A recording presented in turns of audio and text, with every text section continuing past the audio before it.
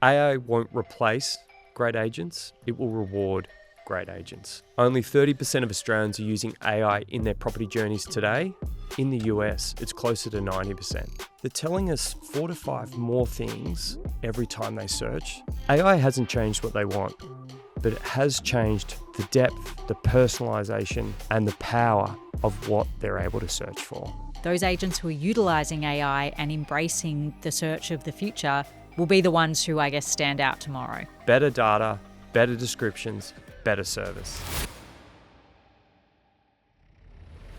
REA Group knows the way Australians search for property is evolving. And with continued investment in AI-assisted experiences like the new Search Assistant, the team is building a better understanding of not just what they're searching for, but how they're searching.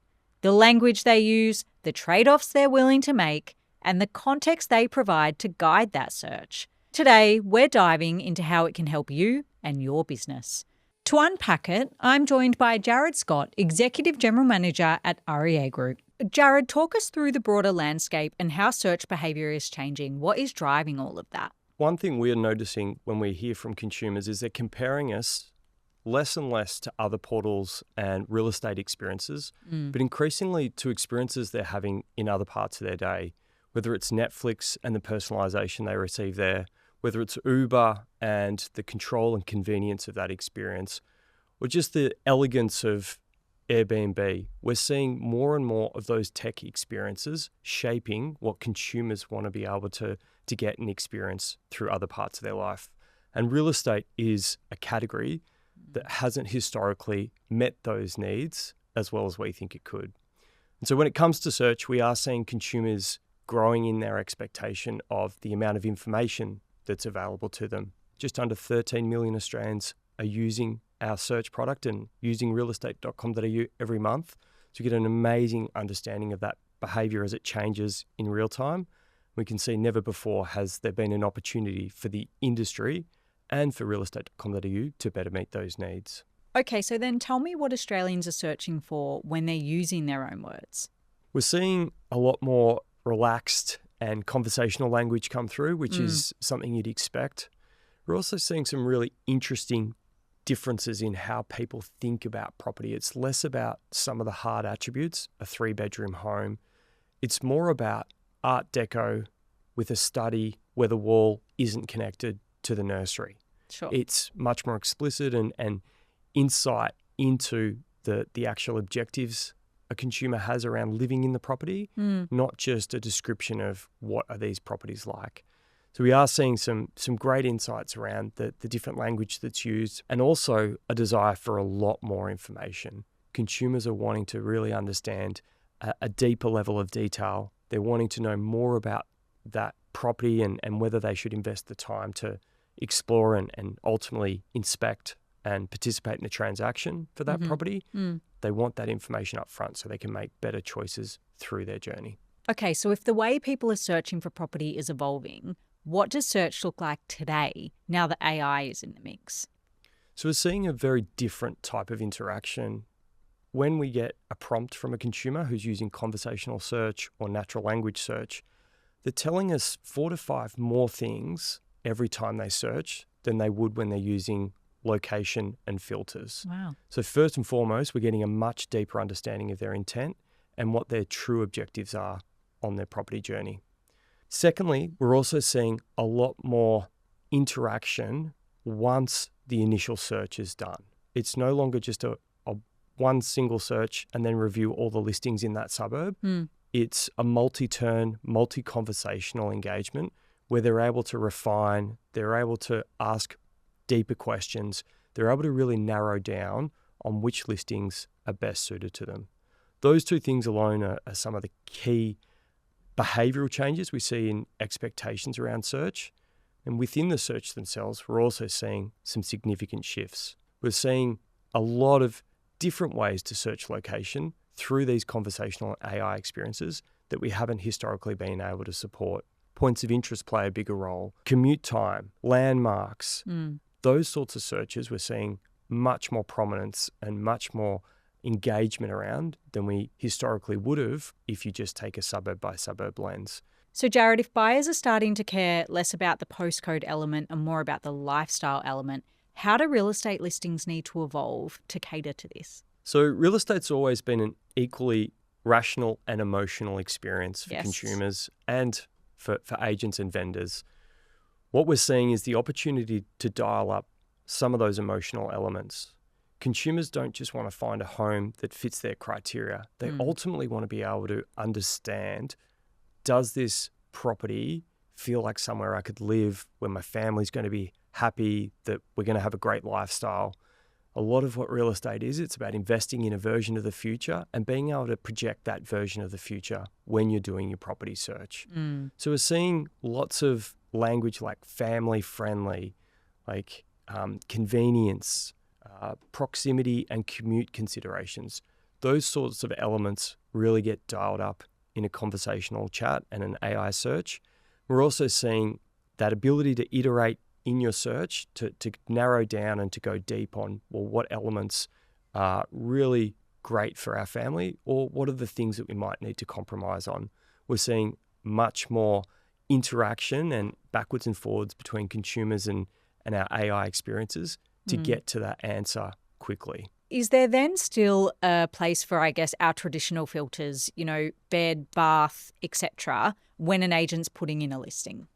Absolutely, Alice. Our consumers are using these new tools to try different modes of exploration to get to information in quicker and different ways. But they're also still using conversational search and classic search together. They're wanting the guardrails and the control that those traditional filters represent. So it's still imperative that we have that opportunity for consumers to be able to switch between the two, and that agents are building their listings with that in mind. If I was to give any advice to an agency right now, I'd really be encouraging them to go deep on the information that they share into the listing. We're seeing this era of information gatekeeping come to an end, where AI is able to fill in the gaps, where there is more information available to buyers and to sellers than ever before. And I think the real estate industry can really lean into that conversation and help our vendors, help our buyers understand that more is better. It gets you a more qualified level of interest. It helps manage the expectations of both the buyer and seller. And it ultimately gives consumers what they need so you can deliver great service. The way I think about it, agents are moving from information gatekeeping to intent concierge. They're the strategic partner for a buyer and a seller to help them navigate what's really the most suitable option and what's the best choice for them in that moment, not here's what's available right here, right now, based on this limited understanding of the market. So when they're building a listing, what I'd really encourage is to expand on the amount of data that does get called out. Today, our schema for listings is about 150 fields. So an agent can tell us 150 different things. Only about 15 of those fields are mandatory. That was my next question. How many do they actually fill in? Between 30 to 40. Wow. And you look at something like fireplaces. Consumers search a lot for fireplaces. Is that something that the agent is then not ticking that box? That's what they're missing? They're not ticking the box. Yeah. They don't always disclose it in the description. Yeah. Therefore, we aren't always able to serve that listing to the consumer. Yeah, it's not the most accurate picture of the listing. Absolutely. And so we've made big changes this year at realestate.com.au to really grow the size of our index. Yeah. We now make all of our images searchable. We now make all listing descriptions searchable so that we can do a better job of retrieving that information to consumers. But ultimately, as an agent, there's a great opportunity there to share that information up front and to be prominent and visible in these search filters. Consumers are getting better and better at describing their desires, at understanding the nuances of property, and they want that information to support where to look, how deep to go. It's going to be something that they do value. So that would be a big opportunity for agents, is to share more in the property data. Well, it feels all too easy, right? You tick a box. Exactly. Yeah. There's that. And then also when you're writing descriptions, it's great to call on those emotional elements. Family friendly, leafy, walkable. They're the sorts of things that resonate to consumers that when searched for in their terms, in their language, is retrieved and gives them a good understanding of exactly what that property might represent. That is a big win. It builds trust. It builds confidence. So richer, deeper descriptions that are also supported by a lot more of that attribute disclosure is how agents are going to get the most out of not only classic search and how today's paradigm works, but being ready for an AI search world as well. So, Jarrod, as it stands right now, where do you think consumers are at with AI when they're using platforms like ours? In the scheme of things, it's still relatively early days, Alice. From realestate.com.au's point of view, we want to provide the best possible connection between a consumer and a property. We can do that through better data, more of that context that consumers are looking for. And then we want to provide the best possible connection between the consumer and a real estate professional. And that's where I see a really great opportunity for real estate agents to continue to care a lot about the relationships and the connections they make with the buyers and sellers in market, about servicing their needs and really getting to understand what they're looking for and helping give them that really good understanding of what's possible given the true intent or the true objectives they have in their property journey. Okay, so Jarrod, if you were a real estate agent today, what are 3 things you'd be doing in the era of AI to really stand out? First and foremost, use the tools, get familiar, embed them in your day-to-day, just to understand what's possible and to get the experience of using them and seeing what consumers might be doing when it comes to your listing or when it comes to understanding the market.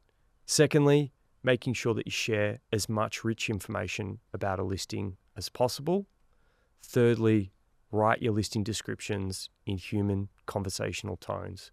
Use the language that consumers use, like lifestyle. Talk about affordability, talk about the amenity, talk about the benefits of that property. Do all of those things, and ultimately you'll be able to really position the property for the maximum awareness and reach, whilst also helping qualify the right types of interest and connecting really serious, ready-to-go buyers to your listings.